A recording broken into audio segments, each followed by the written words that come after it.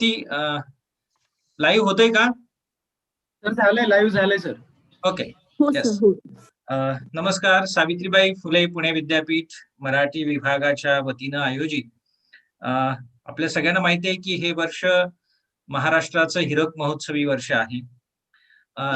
एका अर्थानं राजभाषा मराठीचं सुद्धा हे हिरक महोत्सवी वर्ष आहे आणि या निमित्तानं मराठी भाषा, साहित्य, संस्कृतीचा एक विमर्श व्हावा आणि त्याला जोडूनच मराठी भाषा संवर्धन पंधरवडा आहे. अर्थात पंधरवड्यानंतर सुद्धा आपण सतत पुढच्या 2-3 महिन्यांमध्ये सतत एकमेकांशी भेटत राहणारच आहोत. या विशेष निमित्तानं मला असं वाटतंय की एक कवी संमेलन आयोजित करावं असं सगळ्यांच्या मनात आलं आणि आपण सगळेजण या पहिल्या काव्य संमेलनामध्ये आपण भेटत आहोत. साधारणपणे सगळे स्त्री कवी असावेत अशा पद्धतीची आखणी या पहिल्या काव्य संमेलनामध्ये केलेली आहे. मी सावित्रीबाई फुले पुणे विद्यापीठ मराठी विभाग, विद्यापीठाचे कुलगुरू, प्रकुलगुरू, एकूण सगळं व्यवस्थापन परिषद आणि बाकीचे सगळे जे काही काय म्हणजे आपण अधिकारी आणि आमचा मराठी विभाग या सगळ्यांच्या वतीनं मी तुम्हा सगळ्यांचं स्वागत करतो. प्रज्ञा दया पवार या कवी संमेलनाच्या अध्यक्ष आहेत आणि त्यानंतर वृषाली किन्हाळकर, त्याचबरोबर छाया कोरेगावकर, नंतर कल्पना दुधाळ, मीनाक्षी पाटील, योजना यादव, प्रिया जामकर आणि पद्मरेखा धनकर ह्या साधारणपणे आता आपल्या समोर मला वाटतंय आपल्या स्वतःच्या 2 कवितांचं सादरीकरण आपल्या समोर करतील आणि या विशेष अशा प्रकारच्या कवी संमेलनात मी या स्त्री कवींबरोबरच सगळ्या श्रोत्यांचं आणि प्रेक्षकांचं सुद्धा सहर्ष स्वागत करतो. खरं म्हणजे मराठी विभागानं अभ्यासक्रमाची योजना करताना यावर्षी आमचा एक अभ्यासक्रम MA चा जो आहे तो पुन्हा एकदा त्याची पुनर्रचना होते आहे आणि त्या अभ्यासक्रमामध्ये जसं स्त्रीवादी साहित्याचा एक अभ्यास पत्रिका आहे तशाच पद्धतीची स्त्री साहित्य अशा पद्धतीची सुद्धा एक स्वतंत्र अभ्यास पत्रिका नेमलेली आहे. त्यामुळे मराठी विभागानं यावर्षीचा साधारणतः पुढच्या 7-8 दिवसांमध्ये हा अभ्यासक्रम आपल्या सगळ्यांना बघायला मिळेल. साधारणतः 52 अभ्यास पत्रिका या MA च्या अभ्यासक्रमामध्ये आम्ही तयार केलेल्या आहेत आणि या 52 अभ्यास पत्रिकांपैकी 12 कंपल्सरी आहेत आणि एकूण ज्या 40 आहेत त्या 40 नावाने जॉईन करायचं. ते तुमचा आवाज बंद करा. तर 40 पत्रिका ह्या वैकल्पिक अशा पद्धतीने आहेत, पण एकूण मराठी भाषा, साहित्य, संस्कृतीच्या संदर्भातलं मुलांना त्यांच्या पद्धतीनं निवडता येईल अशा प्रकारचा अभ्यासक्रम आहे आणि म्हणून तुम्ही सगळ्यांनी येणं खूप औचित्याचं होतं आणि त्यामुळे हे प्रयोजन केलेलं आहे. पुन्हा एकदा मी मराठी विभागाच्या वतीनं आपल्या सगळ्यांचं सहर्ष स्वागत करतो आणि म्हणजे हे संमेलन कवींचं आहे, कवितेचं आहे. त्यामुळे जास्त गद्यात न बोलता मला असं वाटतंय की आपल्या सगळ्यांची रजा घेतो आणि बळते यांनी यापुढची सूत्र सांभाळावीत अशी त्याला विनंती करतो. नमस्कार. मराठी विभाग, सावित्रीबाई फुले पुणे विद्यापीठ आयोजित हिरक महोत्सवी महाराष्ट्र या एकूण उपक्रमांमध्ये हिरक महोत्सवी महाराष्ट्राच्या आजचं हे कवितेचं संमेलन आहे. देसाई सरांच्या मार्गदर्शनानुसार सुरू असलेला हा मराठी विभागातला उपक्रम विद्यार्थ्यांना अधिकाधिक प्रोत्साहन देण्यासाठी म्हणून सरांचा सुरू असलेला प्रयत्न आणि त्या प्रयत्नाचा एक भाग म्हणून सरांनी सोपवलेली ही जबाबदारी आम्ही सर्व विद्यार्थी पूर्ण करण्याचा प्रयत्न करत आहोत. आत्ताच्या या नियोजनानुसार पहिल्यांदा डॉक्टर पद्मरेखा धनकर या कविता सादर करतील. धनकर मॅडम हे सरदार पटेल महाविद्यालय चंद्रपूर येथे वरिष्ठ प्राध्यापक म्हणून काम करतायत. त्यांचे शलाका आणि फक्त सैल झालाय दोर हे 2 कविता संग्रह प्रसिद्ध आहेत. शिवाय वृत्तपत्रामध्ये वेगवेगळे सदर त्यांनी लिहिलेले आहेत. महाकाव्यातील स्त्री प्रतिमा, कथाख्यान, आदिशक्ती, ती सध्या काय लिहिते इत्यादी सदर त्या वेगवेगळ्या दैनिकांमधून लिहिलेल्या आहेत. तर मी धनकर मॅडमना अशी विनंती करतो की त्यांनी 2 कविता सादर कराव्या. नमस्कार. आजच्या या कवी संमेलनाच्या अध्यक्ष माझ्या आवडत्या कवयित्री माननीय प्रज्ञाताई, माननीय देसाई सर आणि सगळ्या सहभागी कवयित्री. मराठी भाषा संवर्धन पंधरवड्यानिमित्त सावित्रीबाई फुले पुणे विद्यापीठानं मराठी विभागानं हे जे कवी संमेलन आयोजित केले आहे याच्यात सहभागी होताना खूप आनंद होतो आहे. माझ्या कविता सादर करते आहे. पहिल्या कवितेचं शीर्षक आहे ए झगडालू औरत. आवाज येतोय? येतोय. अगदी छान. आणि दोन्ही लागोपाठ म्हणायचे आहे की कविता? हो, दोन्ही लागोपाठ म्हणायच्या. बर, ओके. हा, कवितेचं शीर्षक आहे ए झगडालू औरत. ए झगडालू औरत, फाटक का टाकलेस सताड उघडे? ए झगडालू औरत, फाटक का टाकलेस सताड उघडे? का आलीस माझ्या दारात, भडभडा बडवतेस दार? अविश्रांत कर्कश डोरबेल, चौताळून उघडले दार तर थेट आत. चौताळून उघडले दार तर थेट आत. घरघुशी घराचा घेते कब्जा. ए झगडालू औरत, भुताटकी मेली, हावरट लाव, जराही नाही manners. May I come in कृपया, घेतलीस काय परमिशन? घुसलीस आरपार. पडवी पासून परसदारापर्यंत लेटून राहते सोंग घेऊन. पडवी पासून परसदारापर्यंत लेटून राहतेस सोंग घेऊन. मानगुटीवर बसतेस, घेतेस देहाचा ताबा, झोमतेस सरळ आत्म्याला.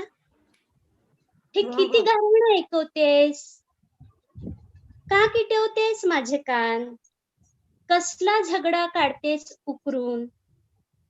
आदिम वेदनांची कराल धुसफूस. हे काय लिहितेस? हे काय लिहितेस माझ्या काळ्या फरशीवर पांढऱ्या खडूने? हे काय लिहितेस माझ्या काळ्या फरशीवर पांढऱ्या खडूने? का विस्कटून टाकतेस माझी ती पेढी सुंदर वेणी? क्या बात आहे. का विस्कटून टाकतेस माझी ती पेढी सुंदर वेणी? अहोरात्र घालतेस वाद, थै थै नाचतेस, बेफान हातवारे. कधी वकील कधी न्यायाधीश, कधी वकील कधी न्यायाधीश, आरोपींच्या पिंजऱ्यात उभी करतेस. डायरेक्ट ठेवतेस बोट व्यवस्थेच्या कोरीव चौकटीवर. डायरेक्ट ठेवतेस बोट व्यवस्थेच्या कोरीव चौकटीवर. बेदाम प्रश्नांचे करतेस आघात, जरड संस्कृतीच्या राठ मुळावर. ए झगडालू औरत, ए झगडालू औरत, भांडकुदळ हट्टी अवदसा, अशी का विरत चालली आहेस माझ्यात? ए झगडालू औरत, भांडकुदळ हट्टी अवदसा, अशी का विरत चालली आहेस माझ्यात? गात्रा गात्रात मिसळत का वाहते आहेस खोल आत? कानात अखंड राहतेस बोलत, भांडायला सांगतेस, वाद कर म्हणतेस. कानात अखंड बोलत राहतेस, भांडायला सांगतेस, वाद कर म्हणतेस. आता मीही खोचतेय पदर. आता मीही खोचतेय पदर, उपटायला जटिल झिंजा. आता मीही खोचतेय पदर, उपटायला जटिल झिंजा. गळे कापू करवती व्यवस्थेच्या, गळे कापू करवती व्यवस्थेच्या. वा वा वा वा पद्मरेखा, वा. धन्यवाद ताई. दुसऱ्या या कवितेचं शीर्षक आहे आत ये. आत ये माझा मित्र बनून ये. आत ये माझा मित्र बनून ये. ओलांडतो उंबरठा, ओलांड तो उंबरठा, लाव अंगठा नव्या मापाला. कर आत प्रवेश, कर आत प्रवेश. आणि हो आधीच उतरवून ठेव बाहेर. आणि हो आधीच उतरवून ठेव बाहेर ते हजारो वर्षांचं ओझ, ज्यानं पुसून टाकली तुझं माणूस.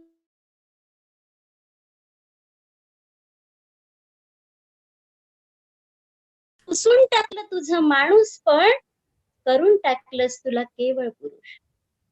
केवढा संसर्ग, केवढी बाधा, केवढा संसर्ग, केवढी बाधा. हे अहंकाराचं किटाळ पाणी उघडून टाक बाहेर. हे अहंकाराचं किटाळ पाणी उघडून टाक बाहेर. कर कळशी रिकामी, संजीवन भरून घे.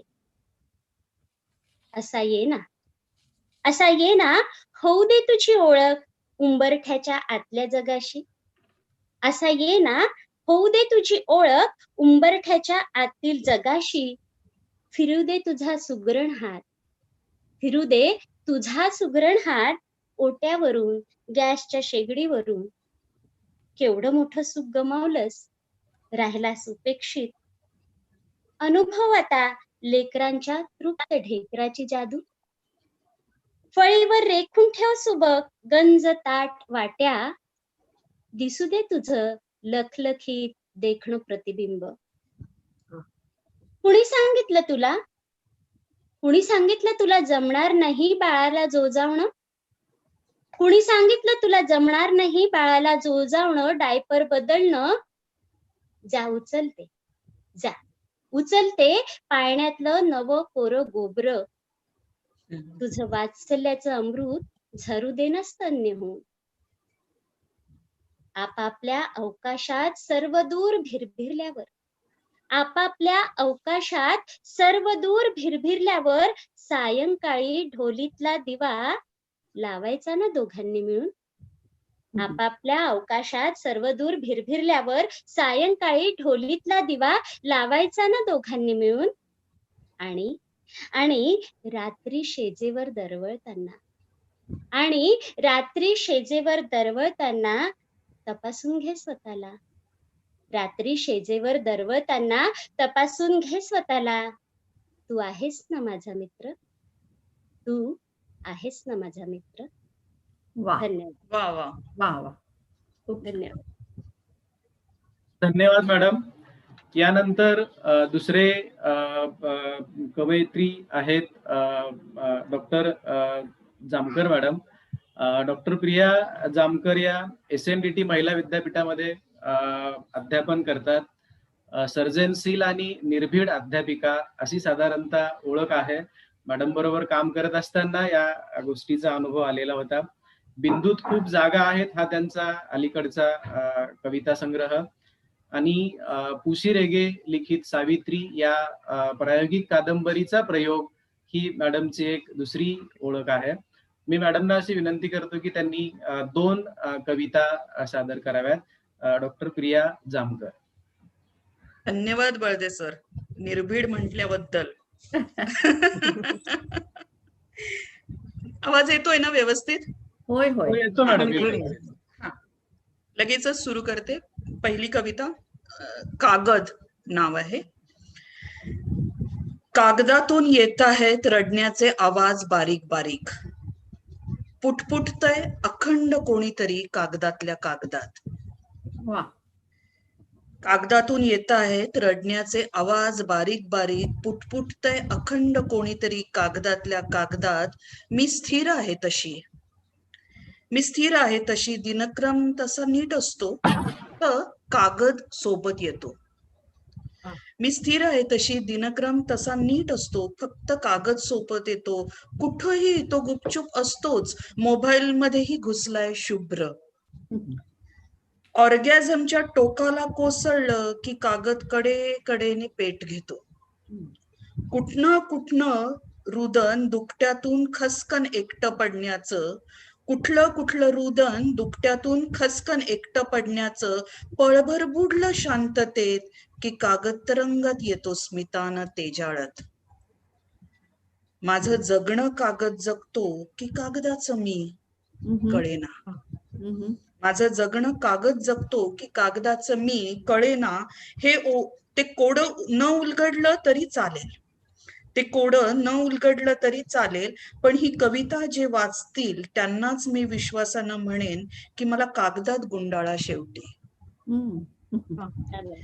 पण ही कविता जे वाचतील त्यांनाच मी विश्वासानं म्हणेन मला कागदात गुंडाळा शेवटी, नि या कागदाला मुक्त करा एकदाच, एवढं कराच. वा वा, खूप छान वा प्रिया. वा वा, खूप छान. छान. थँक्यू. दुसरी कविता वाचते. बायका घरं आवरतात. ही कविता आता इथे सगळ्या आपण आहोत म्हणून वाचायचा मला जरा मोह होतोय. कवितेचं शीर्षक आहे बायका घरं आवरतात. बायका घरं आवरतात, ओटा चकाचक, फ्रीज लखलख, हॉल टापटीप, आवर्जून ही बेडरूम पुसून बिसून ठेवतात बायका. प्रत्येक कोणावर एकदम करडी नजर टाकतात बायका, सारं एकदम नीट नेटकं टकाटक. बायका घर आवरता आवरता पोचतात निर्जन प्रदेशात. बायका घर आवरता आवरता पोचतात निर्जन प्रदेशात. तंद्रीत घुसतात, किती वाजलेत, मुलं आली की गेली, नवरा येणार आहे का आज. बायका विसरतात घर आवरता आवरता. आवरून आवरून घर मोकळं होतं. घर आवरता आवरता बायका प्रसन्न चित्त होतात. एकट्याच फिरतात मग घरभर, हसू सांडत. कधीतरी नवरा येतो, मुलंही येतात. घर बायकांनी शिकवलेलं सगळं वागतं बोलतं. घर बायकांनी शिकवलेलं सगळं वागतं बोलतं. बायका स्वप्नातही मनसुबे रचतात घर आवरण्याचे. बायका स्वप्नातही मनसुबे रचतात घर आवरण्याचे. नवरा मुलं निर्धास्त असतात, आवरलेलं घर त्यांना आपलंच वाटतं. बायकांना स्वप्नात जाणवतं ते, मग बायका स्वप्नातच हसतात. वा, उगाचच की.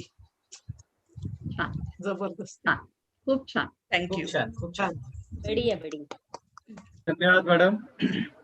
यानंतर पुढच्या कवयित्री आहेत योजना यादव. योजना यादव मॅडम ह्या मेहता पब्लिशिंग हाऊस येथे प्रोडक्शन हेड म्हणून अनेक पुस्तकांची जबाबदारी त्या सांभाळलेल्या आहेत. त्याशिवाय अमेरिकन लायब्ररीने 50 वर्षापूर्वी राबवलेला अनुवाद प्रकल्प, ज्यात विजय तेंडुलकर आणि भानू सिरधनकर यांची स्मृतीत गेलेली 60 वर्षापूर्वीची पुस्तके शोधून काढून ती वाचकांसमोर आणण्याचे काम त्यांनी केलेले आहे. याशिवाय दीप्ती नवल, अनु अग्रवाल, गुलजार आणि दलाई लामांसारख्या दिग्गजांसोबत मॅडमनी काम केलेलं आहे. मरी मरी जाय शरीर हा त्यांचा अलीकडचा बहुचर्चित काव्यसंग्रह आहे. मी मॅडमना अशी विनंती करतो की त्यांनी 2 कविता सादर कराव्यात. योजना यादव. धन्यवाद. डायरेक्ट कवितेला सुरुवात करते. कवितेचं नाव आहे अग्रक्रम. क्रम ठरवायचा तर शक्यतांची जाळीत जाळी तयार होतात. क्रम ठरवायचा तर शक्यतांची जाळीत जाळी तयार होतात आणि अशक्यच होऊन जातं एकाच माणसाला केंद्रस्थानी ठेवणं. नात्यांच्या शर्यतीत डीएनए सारखी वळवळ जटिल करते अहंभावाच्या अस्तित्वाचे प्रश्न. नात्यांच्या शर्यतीत डीएनए सारखी वळवळ जटिल करते अहंभावाच्या अस्तित्वाचे प्रश्न. तेव्हा हतबल होऊन पाहत राहण्याशिवाय पर्याय उरत नाही. प्रेम मालकी आणि माणसांच्या फेऱ्यात अडकलं की संयम महागच महाग होत जातो बोली लागल्यासारखा.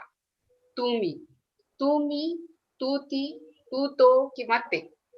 तू मी, तू ती, तू तो किंवा ते, इतकंच उरून जातं आयुष्य. प्रेमाची सर्वात मोठी गोष्ट हीच आहे की देहात फार गर्दीला जागा नाही आणि मन मात्र मोकळं आहे अवकाशासारखं. प्रेमाची सगळ्यात मोठी गोष्ट हीच आहे की देहात फार गर्दीला जागा नाही आणि मन मात्र मोकळं आहे अवकाशासारखं. बरं नात्यातलं उरतं तरी काय तळहातावर मिरवण्याजोगं. गळावर पाणी साचलं की डोक्यावर नाचतं नातं. अनुलोमात अगणित वायूंच्या स्पर्धेत जसा प्रवेश मिळवतो फक्त ऑक्सिजन, मनाला अनुभवाच्या बाजारातही मिळत का नाही तशी चाळण. अनुलोमात अगणित वायूंच्या स्पर्धेत जसा प्रवेश मिळवतो फक्त ऑक्सिजन, मनाला अनुभवाच्या बाजारातही मिळत का नाही तशी चाळ. मी शोध केव्हाच थांबवलाय खरं तर, आणि ठरवतही नाही अग्रक्रम. फक्त कविता करत राहते. आल्या गेल्या आणि थबकून राहिलेल्या माणसांवर फक्त कविता करत राहते. दुसरी कविता आहे नापीक जमिनीचे संदर्भ. गुंठाभर जमिनीच्या तुकड्यासारखी असते बाई. गुंठाभर जमिनीच्या तुकड्यासारखी असते बाई, तिच्या भोवती आखावी सीमा सिद्ध करावी मालकी. गुंठाभर जमिनीच्या तुकड्यासारखी असते बाई, तिच्या भोवती आखावी सीमा सिद्ध करावी मालकी. पेरावा अहम तिच्या उदरात, तरारून उगवतं का पहावं आपल्या सत्वाचं बी. पेरावा अहम तिच्या उदरात, तरारून उगवतं का पहावं आपल्या सत्वाचं बी. तिची कुस उजवली तरच आत्म्याला शांती. गुंठाभर जमिनीच्या तुकड्यावर खेचून आणावे ढग. गुंठाभर जमिनीच्या तुकड्यावर खेचून आणावे ढग, लातावी तिच्यावर चिंब होण्याची सक्ती. पडला थेंब झेलावा पेलावा तिनं. पडला थेंब झेलावा पेलावा तिनं, सोसावी कळ करत राहावी भक्ती. गुंठाभर जमिनीच्या तुकड्यासारखी. गुंठाभर जमिनीच्या तुकड्यासारखी असते बाई भाबड्या पुरुषासाठी. गुंठाभर जमिनीच्या तुकड्यासारखी असते बाई भाबड्या पुरुषासाठी, ज्याला उमजत नाही सालो साल एकच बी पेरलं की नापीक होते जमीन. सालो साल एकच बी पेरलं की नापीक होते जमीन. थँक्यू. वा वा योजना वा. छान. धन्यवाद मॅडम. यानंतर कल्पना दुधाळ मॅडम यांना जॉईन होण्यासाठी मी आता विनंती केली, परंतु नेटवर्कचा मोठा प्रॉब्लेम असल्यामुळे त्या प्रयत्न करतायत पण जॉईन होता येत नाही. त्यांचा आपण नंतरच्या याच्यासाठी विचार करूयात. यानंतर मीनाक्षी पाटील मॅडम या त्यांच्या कविता सादर करतील. मॅडम सध्या महाराष्ट्र राज्य साहित्य संस्कृती मंडळ येथे कार्यरत आहेत. अनेक पुरस्कार त्यांना प्राप्त झालेले आहेत. शिवाय इज इट युअर DNA हा त्यांचा कवितांचा संग्रह त्यांनी संपादित केलेला आहे. याशिवाय सोबत या चित्रपटाचं दिग्दर्शन आणि स्टोरी आणि स्क्रिप्ट रायटिंगचंही काम त्यांनी केलेलं आहे. याशिवाय इतरही बरेच पुरस्कार या त्यांचे एकूण कार्यासाठी म्हणून देऊन त्यांचा गौरव केला गेलेला आहे. मी मॅडमना अशी विनंती करतो की त्यांनी त्यांच्या 2 कविता सादर कराव्यात. नमस्कार. आज एक ताजी कविता म्हणजे आपल्या कार्यक्रमाच्या अगोदर जे सुचलं ते उतरवलंय तेच ऐकवते तुम्हाला पहिलं. वा ऐकव. एकदम फडफडीत आहे म्हणजे. आज सकाळपासून ज्या काही घडामोडी आपल्या आजूबाजूला घडतायत आणि अनेक युगानुयुगही ज्या घडतायत अशा काहीतरी तो मनातला सगळा गोंधळ त्या कवितेत आलाय. धन्यवाद ताई. ते हसून म्हणाले मी एक मुंगी तू एक मुंगी. ते हसून म्हणाले मी एक मुंगी तू एक मुंगी. अहोरात्र विचार करत राहिले काय करायचं असतं न संपणारी मुंग्यांची रांग बुजवायला. ते अहोरात्र काढत बसले BSCच्या रांगोळ्या आखत राहिले लक्ष्मण रेषा. तरी मुंग्यांनी नेहमीच धुंडाळल्या नवीन वाटा. ते येडबंबे शोधत आहेत नवनवीन रसायनं मुंग्यांची रांग बुजवणारी. त्यांच्या लक्षातच आली नाही तिची हजारो वर्षांची लगबग. त्यांच्या लक्षातच आली नाही तिची हजारो वर्षांची लगबग. आणि किती गडबडीत असली तरी तिचं प्रेमानं विचारपूस करणं. किती दूरवरून आली असेल ही रांग. किती दूरवरून आली असेल ही रांग. पाहायचं ठरवलं तर पार ओलांडावे लागतील 7 समुद्र. पण एवढा वेळ होता कुठे त्यांना जाणून घ्यायला तिचं सुख दुःख. ते तर टपून बसले होते तिचा रस्ता पुसायला. विचार केला त्यांनी, किती ओरडली तरी तिची जमिनीवरची हाक थोडीच पोहोचू शकणार आहे कानापर्यंत. केलाच आवाज एखादीनं तर कुठे चिरडली गेली हेही कळू द्यायचं नाही कुणाला. याची त्यांनी नेहमीच घेतली खबरदारी. आणि जर कधी न संपणाऱ्या असंख्य रांगांनी रसलंच वाळू त्यांच्यावर, तर आतमध्ये असणारा कायमच जाईल कुजला, याची त्यांनी घेतली कायमच दक्षता. वेळोवेळी मारले पाण्याचे फवारे पुसल्या वाटा फिनाईलनी, तरी त्या येतच राहिल्या झुंडीच्या झुंडींनी. एवढं सारं करूनही मुंग्यांचं महाभारत काही रोखता येत नाही म्हटल्यावर उगाच हत्तीवरून लाकडं फोडली का, विचार करतायत त्या आता. एवढं सारं करूनही मुंग्यांचं महाभारत काही रोखता येत नाही म्हटल्यावर उगाच हत्ती बनून लाकडं फोडली का, विचार करतायत त्या आता. त्यांना काय माहित मुंगी उडाली आकाशी, तिने गिळले सूर्याशी, या ओळी कधीतरी खऱ्या होऊ शकतात म्हणून. म्हणून. वा वा. ते पाण्याचे फवारे वगैरे आजूबाजूला चालले बरंच, म्हणजे स्त्रियांशी पुरुषांशी सगळ्यांशी जोडता येईल असं ते आहे. दुसरी एक कविता आहे, दिन दिन दिवाळी म्हणून. 26 जून 1970 जन्मदाखल्यावर दिसतोय दिनांक. 26 जून 1970 जन्मदाखल्यावर दिसतोय दिनांक, म्हणजेच तुम्ही नक्की जन्मले आहात आणि जिवंत वगैरे आहात म्हणून जन्मदाखला दाखवत मागत फिरता आहात.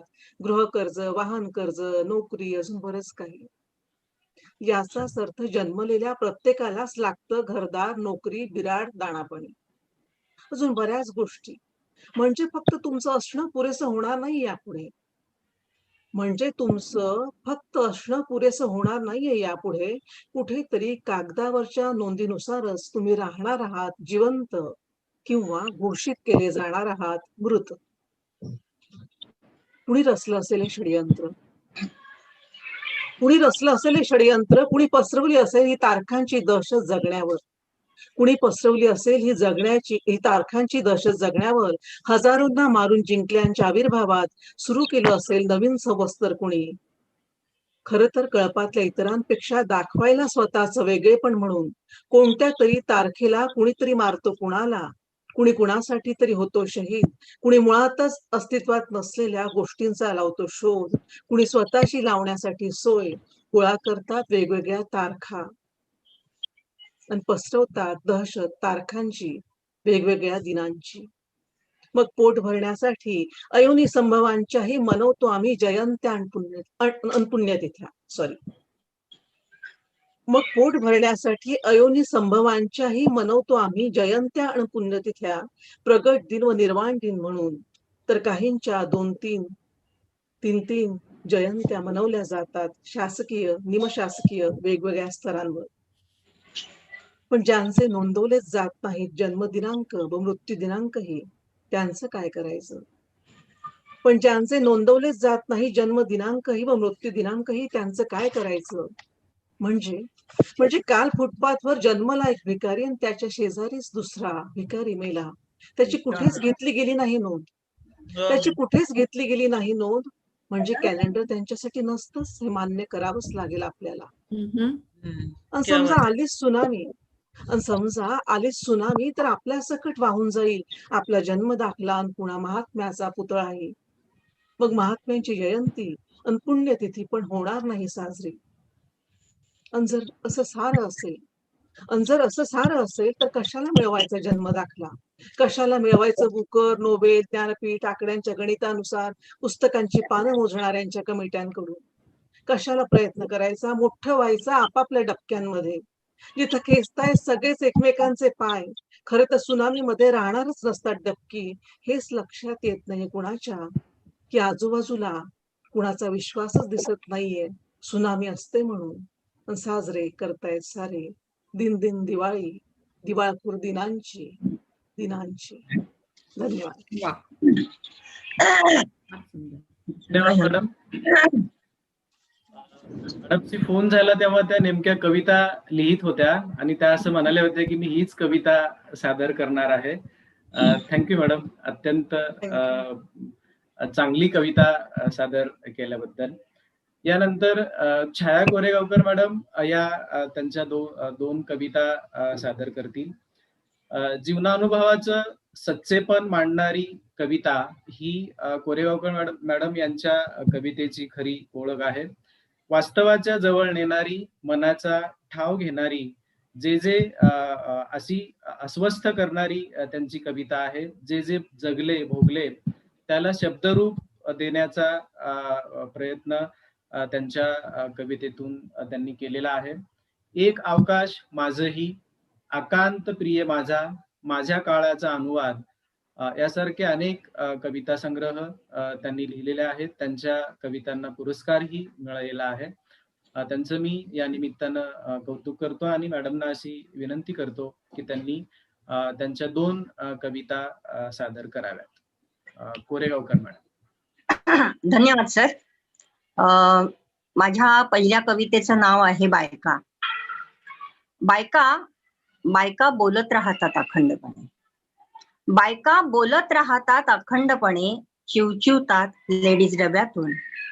चिवचिवतात लेडीज डब्यातून. कचाकचा भांडतात सार्वजनिक नळावर. कचाकचा भांडतात सार्वजनिक नळावर आणि पुन्हा एकोप्याने पुजतात वटसावित्री बायका भक्तिभावाने. पाणवठ्यावर भडाभडा मोकळ्या होतात बायका. पाणवठ्यावर भडाभडा मोकळ्या होतात बायका. धुतात धुणी जुन्या पुराण्या दुःखाची. धुतात धुणी जुन्या पुराण्या दुःखाची. सासूर वासनीच्या पाठीवरचे वळ बुजवतात बायका हळदीच्या लेपाने. केवळ पानसुपारीच्या मोबदल्यात, केवळ पानसुपारीच्या मोबदल्यात सोडवतात अडलेल्या बाळंतिणीला बायका आईच्या मायेने. बायका विस्कटतात आतल्या आत. बायका विस्कटतात आतल्या आत महिना अखेर गाठताना. पण नक्षीदार रांगोळी रेखाटतात उंबरट्या बाहेर मनस्वीपणे. बायका पदरात घेतात चुकलेल्या नवऱ्याला. बायका पदरात घेतात चुकलेल्या नवऱ्याला. पदर पसरतात लेकीचं नांदणं सुखाचं व्हावं म्हणून. पदर पसरतात लेकीचं नांदणं सुखाचं व्हावं म्हणून. आणि पदरासारखं दुःख कमरेला खोचून, पदरासारखं दुःख कमरेला खोचून वैधव्याचं वैराण वाळवंट तुडवतात बायका चिल्या पिल्यांना पोटाशी धरून. बायका बहरतात सुगीच्या दिवसात. बायका बहरतात सुगीच्या दिवसात. गाणी गातात, फेर धरतात. अवघ्या जिण्याचं गाणं करतात बायका. अवघ्या जिण्याचं गाणं करतात बायका. पण बायका मुक्या मुक्या होतात. बायका मुक्या मुक्या होतात चालत्या बसमध्ये बाईच्या चिंध्या होताना. बायका मुक्या मुक्या होतात चालत्या बसमध्ये निर्भयाच्या चिंध्या होताना. बायका वारंवार तपासून बघतात आपल्याच घराचे कडे कोंडे. बायका वारंवार तपासून बघतात आपल्याच घराचे कडे कोंडे. प्रियंका भोतमांगेच्या रक्तात खैरलांजी वाहून जाताना. बायका वारंवार तपासून बघतात आपल्याच घराचे कडे कोंडे. प्रियंका भोतमांगेच्या रक्तात खैरलांजी वाहून जाताना. मात्र बायका हिसकावून घेत नाहीत न्यायमूर्तीच्या हातातला लाकडी हातोडा व्यवस्थेच्या छाताडावर उगारण्यासाठी. व्यवस्थेच्या छाताडावर. वा छाया वा. छान छान. माझी दुसरी एक कविता आहे.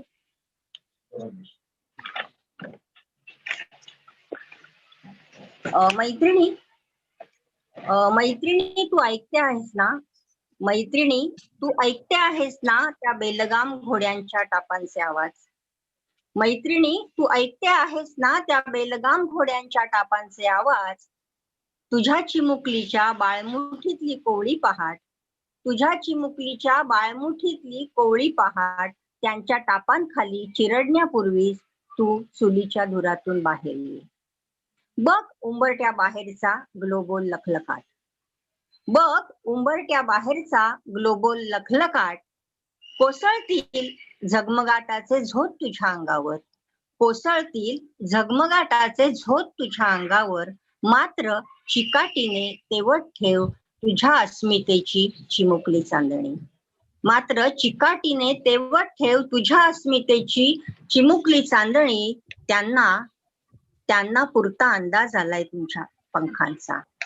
त्यांना पुरता अंदाज आलाय तुझ्या पंखांचा. म्हणूनच सांस्कृतिक पैंजणात तुझे पाय अडकवू नकोस. म्हणूनच सांस्कृतिक पैंजणात तुझे पाय अडकवू नकोस आणि आरक्षणाच्या गाजरालाही भुलू नकोस. आरक्षणाच्या गाजरालाही भुलू नकोस. गाजराची पुंगी वाजवण्यात निपुण आहेत इथले मदारी. गाजराची पुंगी वाजवण्यात निपुण आहेत इथले मदारी. मैत्रिणी मनू पुन्हा एकदा अवतरलाय भगवी कफनी घालून त्याचा चेहरा नीट तपासून घे. मैत्रिणी मनू पुन्हा एकदा अवतरलाय भगवी कफनी घालून त्याचा चेहरा नीट तपासून घे. मैत्रिणी आता तू एकच कर. मैत्रिणी तू आता एकच कर. समजून घे युगारंभाची ग्लोबल लिपी. समजून घे युगारंभाची ग्लोबल लिपी. वाट पाहू नकोस कोणत्याच ज्योतिबाची. वाट पाहू नकोस कोणत्या ज्योतिबाची. तुझी तूच हो सावित्री आणि लिहून काढ एक नवी बाराखडी. तुझी तूच हो सावित्री आणि लिहून काढ एक नवी बाराखडी. वा वा बढिया. धन्यवाद मॅडम. यानंतर पुढच्या कवयित्री आहेत डॉक्टर वृषाली किनाळकर मॅडम. मॅडम हे मराठवाड्यातील नांदेड येथे त्या स्थायिक आहेत. त्यांचे मला उमगलेले अध्यात्म हे महाराष्ट्र टाइम्स मध्ये सदर झालेलं प्रकाशित बहुचर्चित आहे.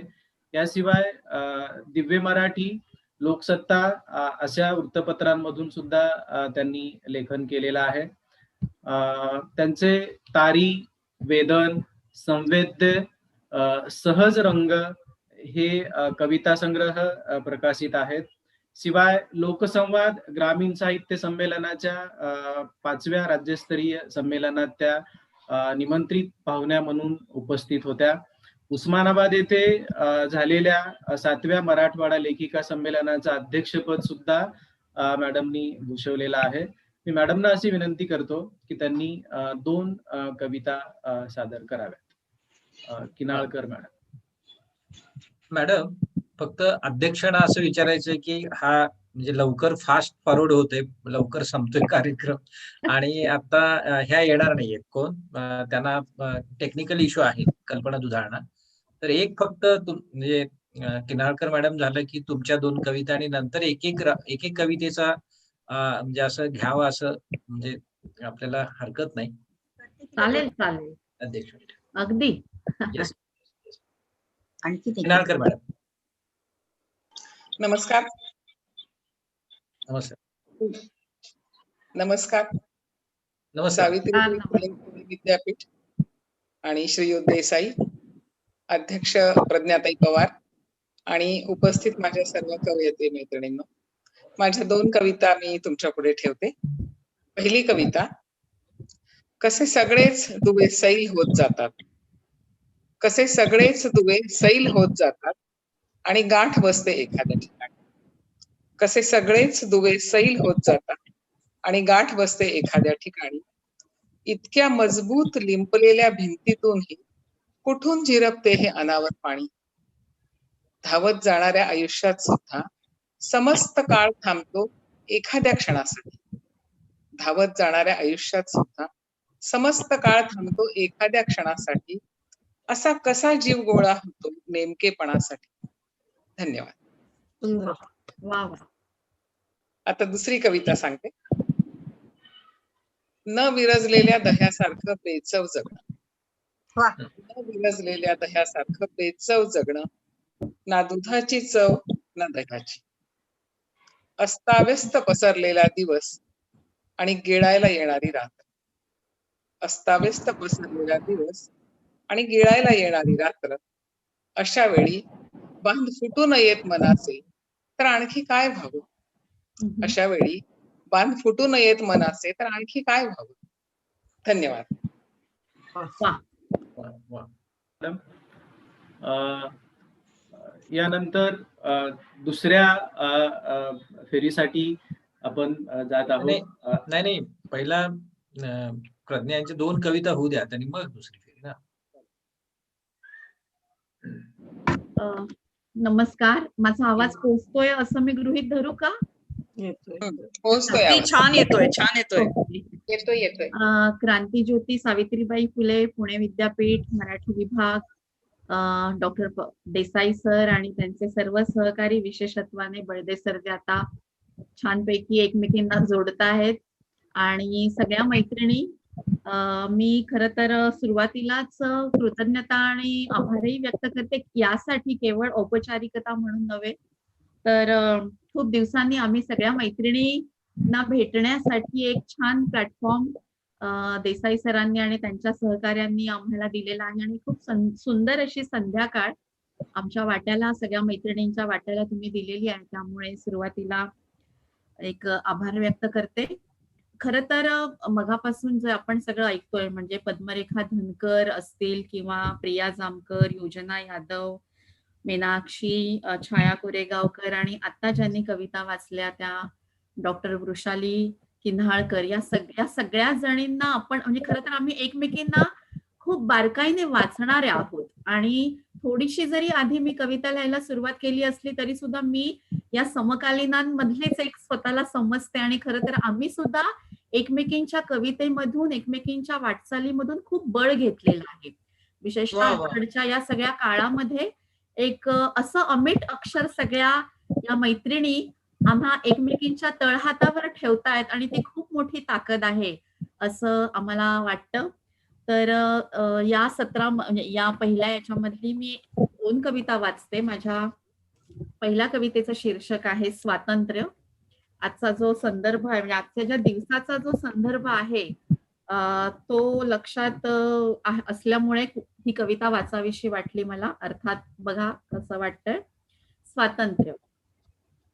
स्वातंत्र्य कसं असतं मला अजूनही कळू दिलेलं नाही. स्वातंत्र्य कसं असतं मला अजूनही कळू दिलेलं नाही.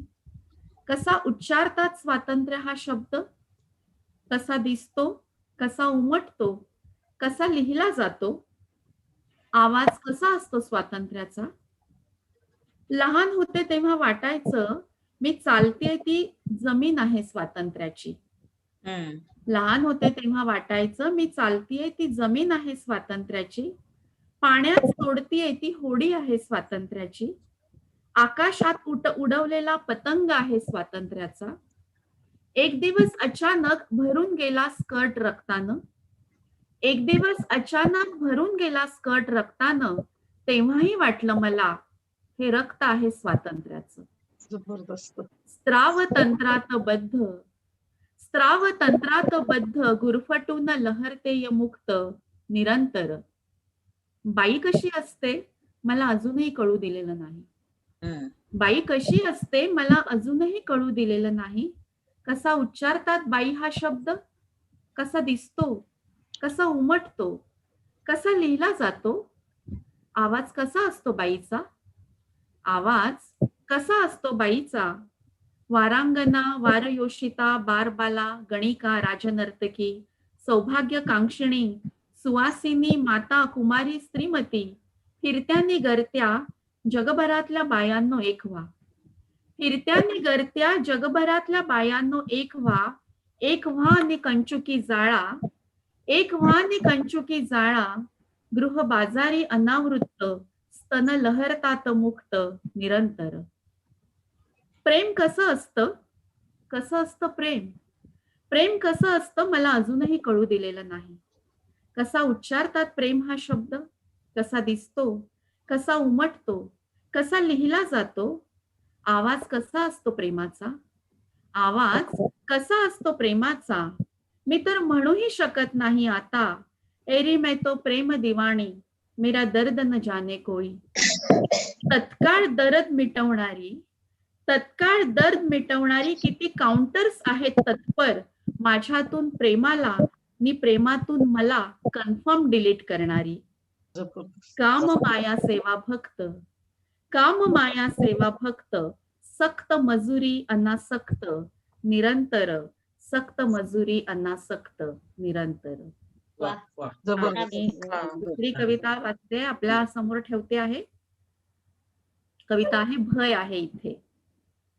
भय आहे इथे किंकाळ्या न तडफडणाऱ्या मांड्या, एखादा तारा तुटल्यागत तुट्ट स्वप्न भयंकर न कायमचं घर करून राहतं मनात. चांदणं आहे इथे, चांदणं आहे इथे चमचमत्या पाण्यात कालवून ठेवलेलं. वारा कुठल्या तरी अनाकलनीय ग्रहावरचा, एक पक्षी विभोर टक लावून पाहणारा.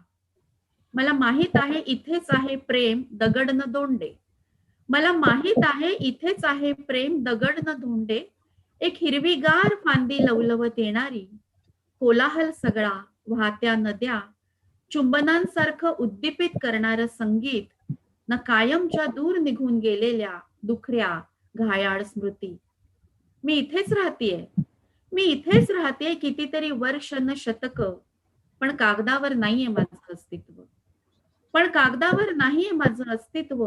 ना माझं, ना माझ्या आईचं, ना माझ्या धाकट्या भावाचं, जो विलक्षण आश्वस्त होत झोपी जायचा देशासारखंच सादरीचं एक टोक घट्ट पकडून.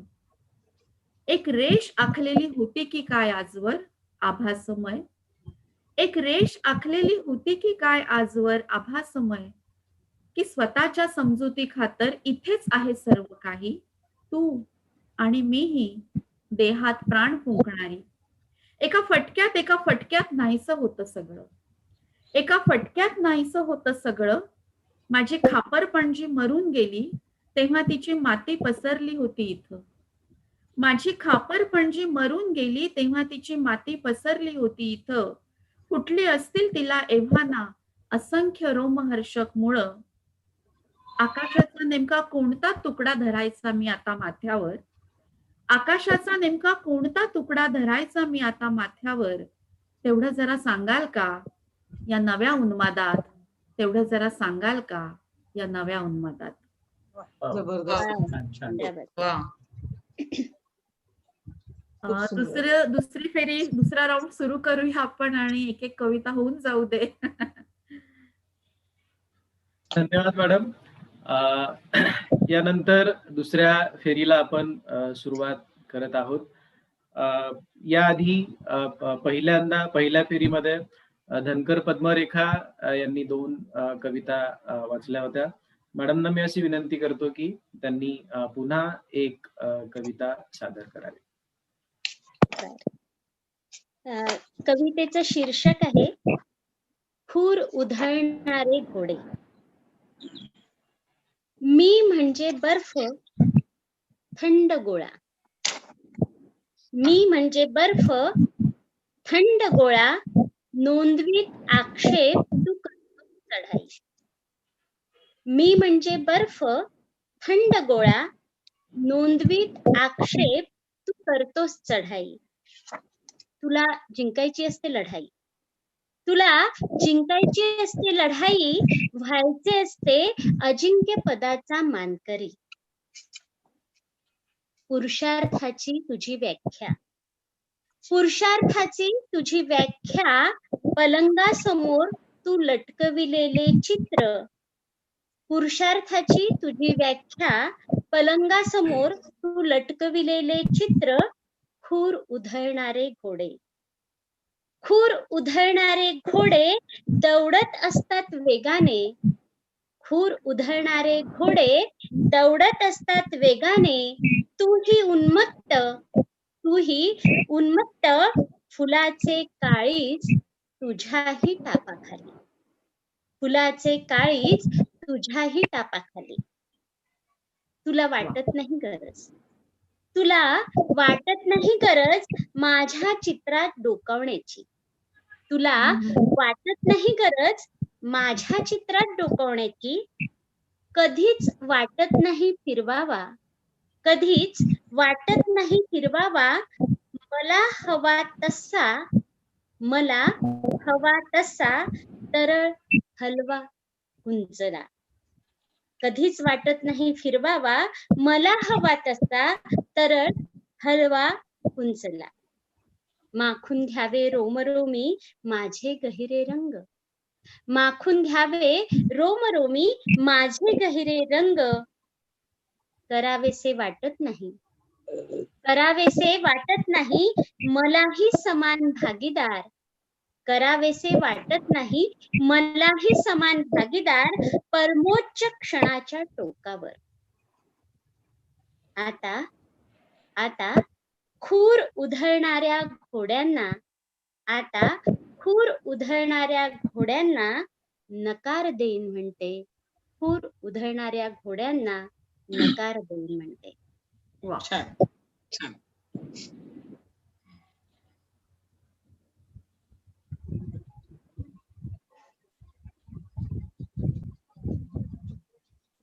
मला ऐकायला नाही येते. हॅलो. मला वाटतं यानंतर प्रिया जामकर ह्या आपली एक कविता सादर करतील.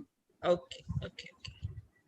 एक अलीकडेच लिहिलेली एक कविता म्हणते, ज्याच्यामध्ये पीरबाबाची एक व्यक्तिरेखा साकार करायचा प्रयत्न केलेला आहे.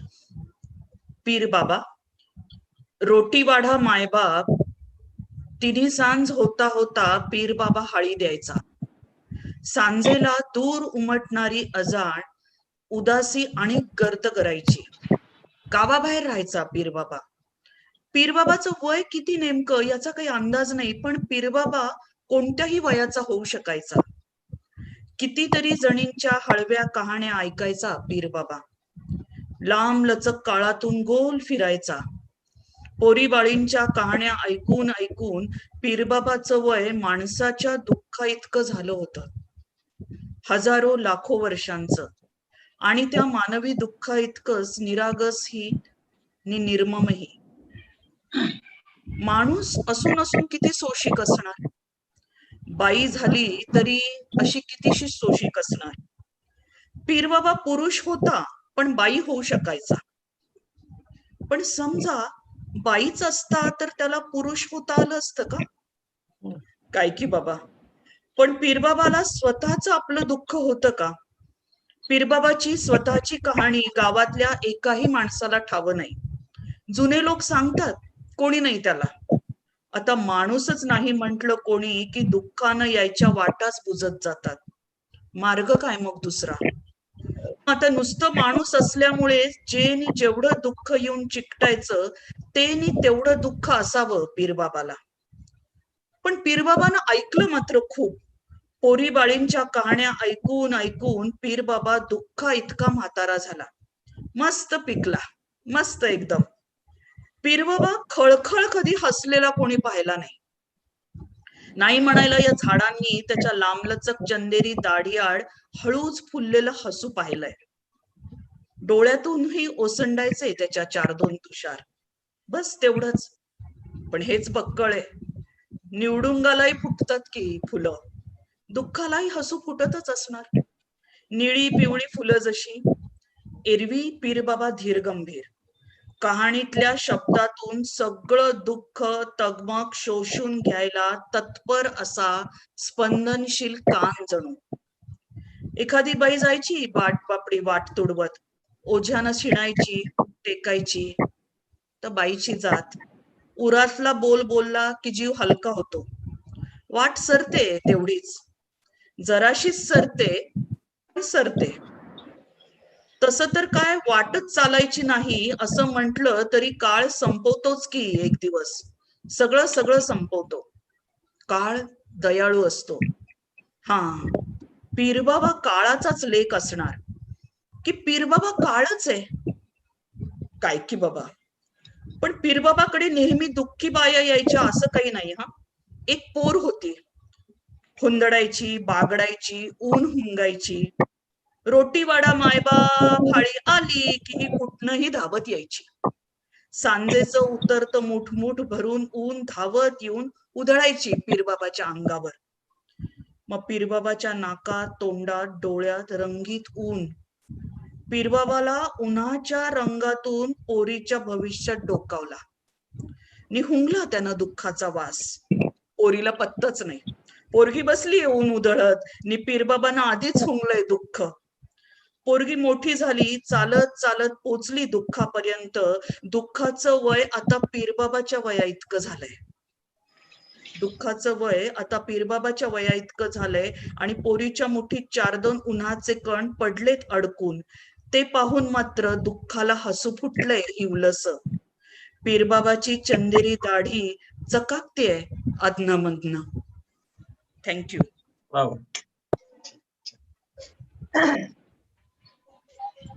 धन्यवाद मॅडम. यानंतर डॉक्टर मीनाक्षी पाटील या एक कविता ठेवतील. मी पाटील मॅडमना अशी विनंती करतो की त्यांनी एका कवितेचं वाचन करा.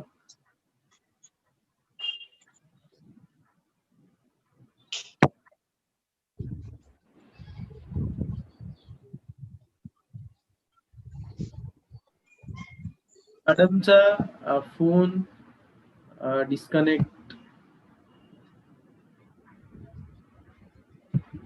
बहुतेक त्या डिस्कनेक्ट झाले. मॅडमचा फोन डिस्कनेक्ट झालेला दिसतोय.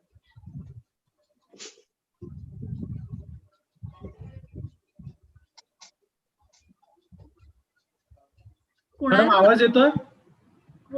कुणाला कविता वाचायला सांगतो आपण? मॅडम पाटील मॅडमना आपण सांगत होतो आणि मीनाक्षी पाटील. हा, मीनाक्षी पाटील.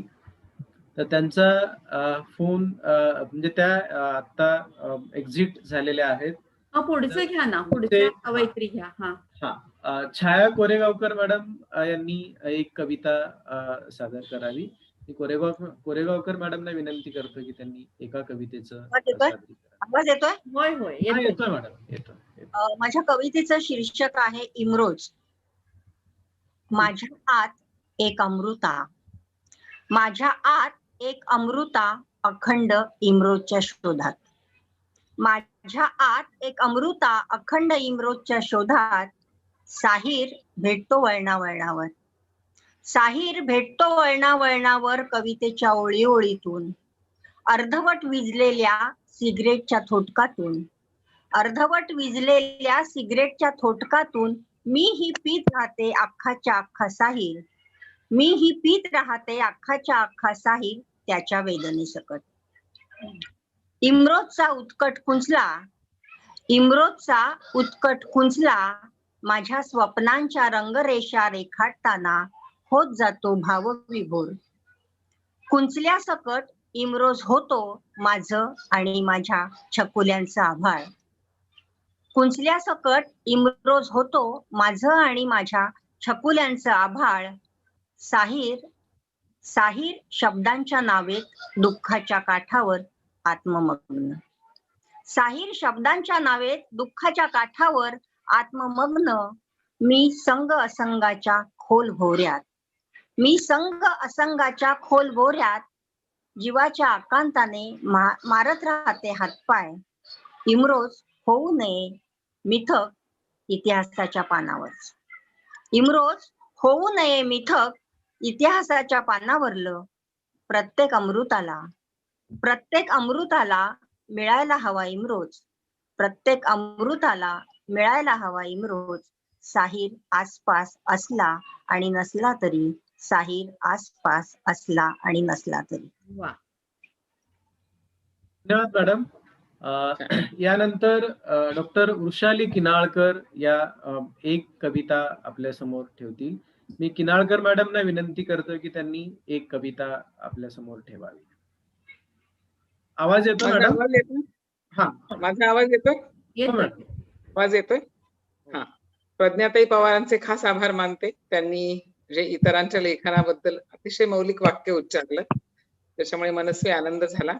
आणि पुन्हा एकदा पुणे विद्यापीठाचे आभार मानते की घर बसल्या इतक्या छान सगळ्या कविता मला ऐकायला मिळाल्या. माझी कविता ठेवते. प्रश्नांनाही वाटते भीती माणसांना छळण्याची, प्रश्नांनाही वाटते भीती माणसांना छळण्याची, म्हणून ती हातात हात घालून येतात. आणि वाटते थोडीशी लाज देखील, त्यामुळे ती चेहरा लपवून येतात. कुठूनही अदमास घेता येत नाही त्यांचा, आणि माणूस प्रसवत राहतो एक एक उत्तर. कुठूनही अदमास घेता येत नाही त्यांचा, आणि माणूस प्रसवत राहतो एक एक उत्तर. तर जन्मतःच काळं निळं पडावं अर्भक, तसं एक एक उत्तर होत जातं निष्प्राण, तसं एक एक उत्तर होत जातं निष्प्राण. उत्तर जगावीत म्हणून माणूस नवसाचे बळी आणि विचार विवेकांचे अंगारे धुपारे करतो. उत्तर वाचावीत म्हणून माणूस नवसाचे बळी आणि विचार विवेकांचे अंगारे धुपारे करतो. उत्तर वाचत नाही. उत्तर वाचत नाहीत आणि प्रश्नांसारखं हातात हात घालून यायचं शिकतही नाही. तर वाचत नाहीत आणि प्रश्नांसारखं हातात हात घालून यायचं शिकतही नाही. माणूस मग प्रश्नांनाच शरण जातो. माणूस मग प्रश्नांनाच शरण जातो आणि सूर्य नेमानं रोज उगवत राहतो. सूर्य नेमानं रोज उगवत राहतो. धन्यवाद. वा वा, वा वा क्या बात आहे. वा. धन्यवाद मॅडम. मीनाक्षी पाटील मॅडम, आवाज येतोय? माझं कनेक्शन गेलंय. आहात म्हणजे तुम्ही कनेक्ट आहात. आता आले मी दुसऱ्या याच्यावरनं टॅबवरनं जॉईन होतेय. झालंय तुम्ही जॉईन झालाय. झाले.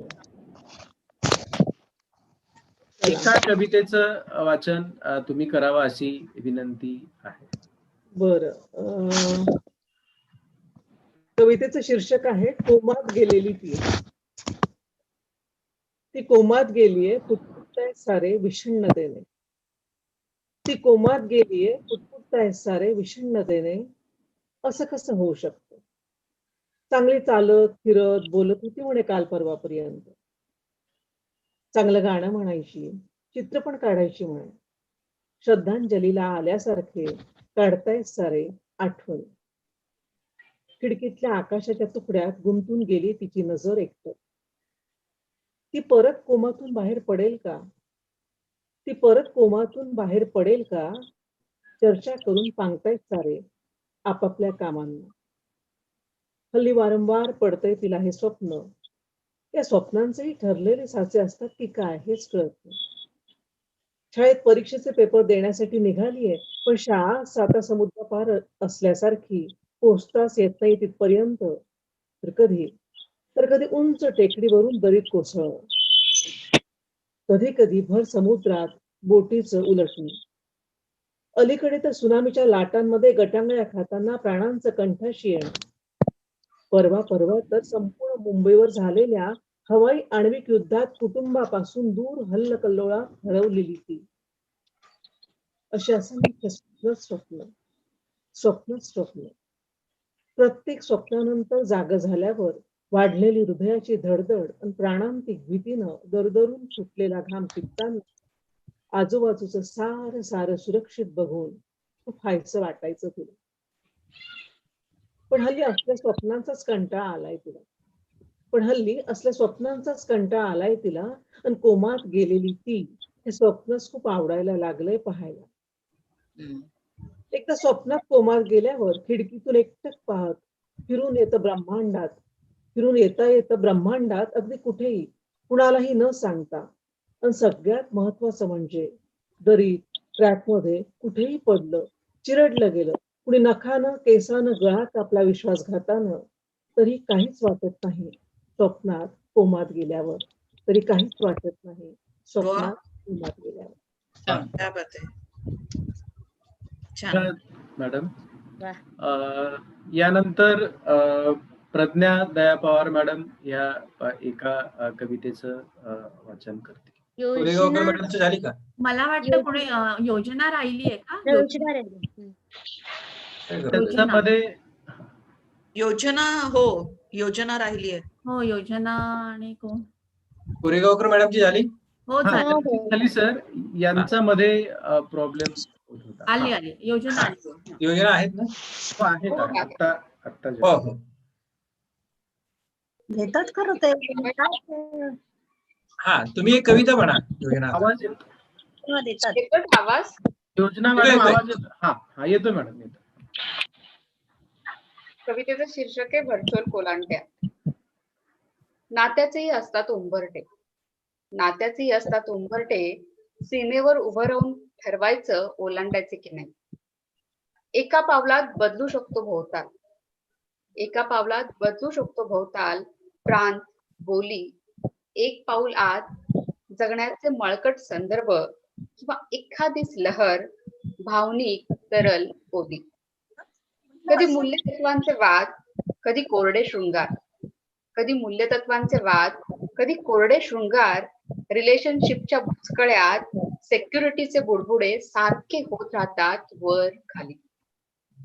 निर्णय एक पाऊल मागे असतो, निर्णय एक पाऊल मागे असतो आणि मन 10 मैल पुढे. निर्णय एक पाऊल मागे असतो आणि मन 10 मैल पुढे. पण व्हर्च्युअल कोलांट्यानी जगणं सैल होत नाही. जगणं सैल होत नाही. क्या बात आहे वे. वा वा वा म्हणजे ना, वा. क्या बात आहे. यानंतर खरं म्हणजे मगाशी प्रज्ञा दया पवार यांना लगेच कविता म्हणायला मी सांगितलेलं होतं. ते यांच्याकडून त्यांचा हा केवळ त्यांच्यासाठीचा काय म्हणजे ज्याला आपण ओळख किंवा उल्लेख नाही, तर बहुतेक सगळे विद्यार्थी, नवे विद्यार्थी 12वी नंतर किंवा BA नंतर आलेले विद्यार्थी सुद्धा या शिक्षणाचा आस्वाद घेत आहेत. अर्थात प्रज्ञादया पवार हे काही नाव अपरिचित नाही कोणाला, वेगवेगळ्या अनुषंगानं परिचित असलेलं हे नाव आहे. दलित, आंबेडकरी आणि विशेष स्त्री जाणीवा ज्या आहेत त्या इतक्या धारदार आहेत की त्या जाणीवा घेऊन कविता लिहिणारी ही असामी आहे. अंतस्थ या मला वाटते कविता संग्रहानं हा पहिला कविता संग्रह त्यांचा आला. नंतर आरपार लईत प्राणांतिक ही दीर्घ कविता, नंतर उत्कट जीव घेण्या धगीवर हा कविता संग्रह, आणि त्याच्यानंतर मला असं वाटतं की दृश्यांचा ढोबळ समुद्र आणि मी भिडवू पाहते समग्राशी डोळा असे कविता संग्रह. आणि केवळ स्वतःच्याच कवितांचं लेखन असं नाही, तर विशेषतः नामदेव ढसाळांच्या कवितांचं संपादन, अतिशय भारदस्त अशा प्रकारचं संपादन. मी भयंकराच्या दरवाजात उभा आहे. प्रज्ञा दया पवार म्हणाल्या ज्या पद्धतीनं की आम्ही केवळ कविता लिहित नाही, तर समकालीनांच्या कविता फार बारकाईनं आणि त्या निगुतीनं वाचतो. मला असं वाटतं की केवळ समकालीन कवयित्रींच्याच कविता नाही, तर समकालीन सगळ्याच कविता त्याच्यावर मला असं वाटतंय की नजर ठेवणं, त्या वाचणं हाच एक कवितेचा जो कवी म्हणून असण्याचा जो एक स्थायी भाव असतो तो त्यांच्या ठिकाणी आपल्याला बघायला मिळतो. अर्थात इथल्या सगळ्याच कवयित्री ज्या आता सहभागी झालेल्या आहेत, मगाशी मीनाक्षी पाटील यांनी सुद्धा अगदी 1-2 ओळींमध्ये भाष्य करताना आता वर्तमानाचे संदर्भ अशा प्रकारची गोष्ट म्हटलेली होती. या सगळ्याच ज्या स्त्री कवी आहेत त्या घाबरत नाहीत आणि म्हणजे जे काही आजूबाजूचं पर्यावरण आहे, वातावरण आहे, सांस्कृतिक असेल, राजकीय असेल, जे काही असेल त्याच्यावर एक ठाम निश्चित अशा प्रकारची आपली स्वतःची भूमिका असली पाहिजे असं मानणाऱ्या ह्या आहेत. आणि त्यात प्रज्ञा दया पवार ह्या सुद्धा अत्यंत महत्वाच्या अशा कवी आहेत. मला असं वाटतंय की शासनाचे सगळे पुरस्कार परत करणं ही जी मागच्या एकूण सगळ्या कालखंडातली जी अत्यंत महत्वाची अशा प्रकारची कृती विशेषतः लेखकांकडून आणि विचारवंतांकडून केली गेली होती, त्याच्यात त्या सहभागी होत्या. मला असं वाटतंय की आपण एक कविता या संमेलनाच्या शेवटी सादर. धन्यवाद देसाई सर. शेवटी कविता वाचते सांगता म्हणून. कवितेचं नाव आहे मुक्ती. आता कागदच म्हणाला नाही उमटवून घेत जा तुझं काहीच, नाही उमटवून घेत जा तुझं काहीच, तडफड तशीच मला नाही फुटायचा पाझर कधीच, मला नाही फुटायचा पाझर कधीच, मुक्तीचा एहसास इतक्या सहजासहजी, मुक्तीचा एहसास इतक्या सहजासहजी, हत्तीच्या एवढंच ना, मी तर पाण्यावरही लिहीन वाहत्या, ज्वाळेवरही रेखेन ठिणग्या, तुला नाही अंदाज माझ्या बोटांचा, क्या बात आहे. तुला नाही अंदाज माझ्या बोटांचा, हातांचा, मी थेट देईन तो हजारोंच्या हातात, फुटतील त्याला करोडो सळसळत्या फांद्या अंगभर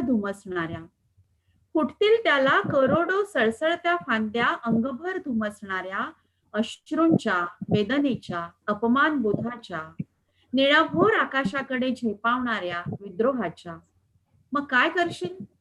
मग काय करशील? शब्दांनीच लिहिता येतंय हा भ्रम आहे तुझा. क्या बात आहे. शब्दांनीच लिहिता येतंय हा भ्रम आहे तुझा. तुला शाहीनबाग ठाऊक नाही?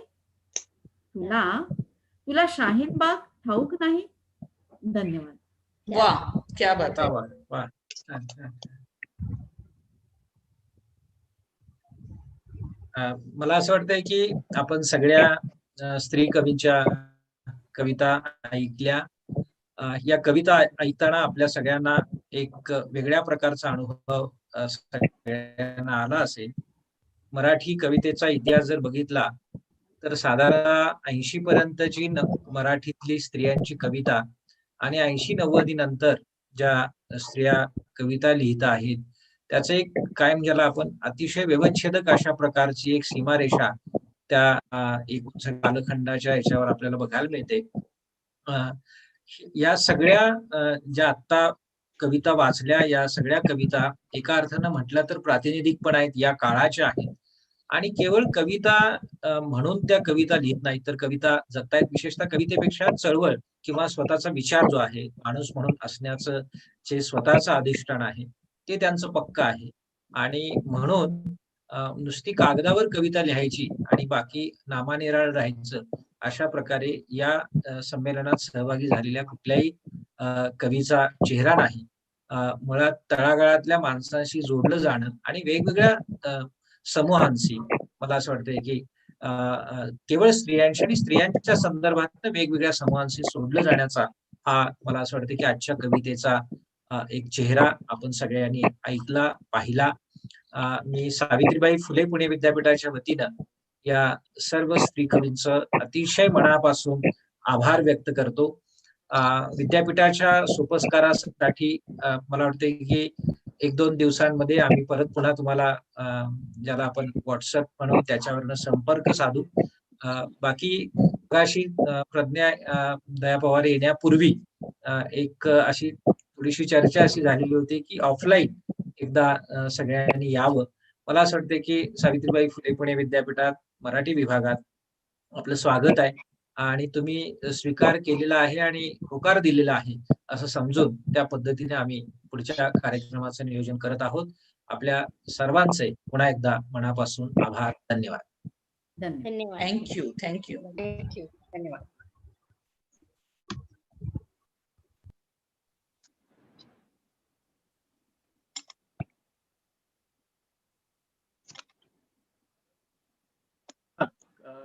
इथे अकाउंट डिटेल्स मागतात. हो, मी करतो.